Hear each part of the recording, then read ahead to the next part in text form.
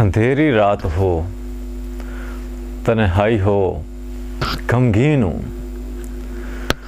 तो ऐसा करो, उठो, चुपके से, खामोशी से और बिल्कुल पक्के इरादे से, किसी को खबर ना हो, आहिस्ता सा उठें, बाहर निकलें, आसमान की तरफ निगाह उठाकर देखें, सितारों भरे आसमां की तरफ। एक खूबसूरत सितारों भरे आसमान की तरफ अपनी निगाह उठाएं और कुदरत के हसीन मनाज़रों को देखकर सुभान अल्लाह कहें और खामोशी से वुज़ू करें और किसी कोने में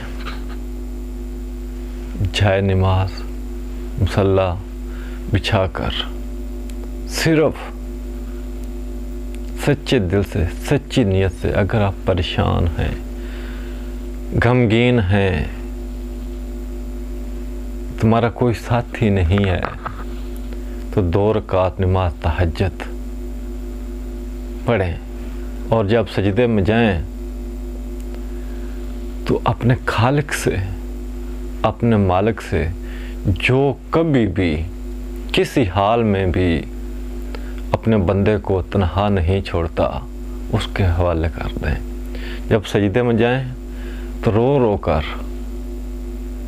अल्लाह से अपने गुनाहों की माफ़ी मांगें, अपने दुख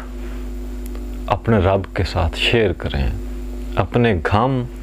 अपनी परेशानियाँ अल्लाह ताला के साथ शेयर करें और अल्लाह ताला आपके तमाम दुखों, गमों, परेशानियों को भी दूर करेगा और तुम्हें एक नई ज़िंदगी भी अता करेगा और तुम्हें राह निजात भी देगा।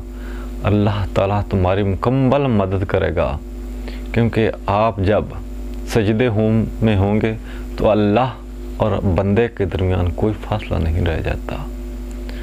और इस दुनिया में अल्लाह के अलावा कोई मददगार भी नहीं है और कोई ऐसा इंसान साथी भी नहीं है जिसके साथ अपने दुख, अपनी मुनाजात बंदा कर सके। एक वो ही ज़ात है जिसने पैदा किया है, फिर वो मौत देगा, फिर वो ज़िंदा करेगा, उससे अपने दुख दर्द बांटें और जब आप नमाज से फ़ारिग होंगे तो आपको खुद को हल्का महसूस करेंगे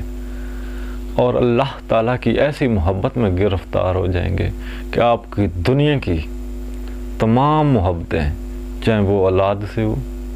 वालिदैन से हो, बहन भाइयों से हो, सब पराए लगने लगेंगे। जहाँ अल्लाह ताला की मोहब्बत होगी वहाँ ये सब लोग पराए लगेंगे और आपके तमाम दुख दर्द भी ख़त्म हो जाएंगे।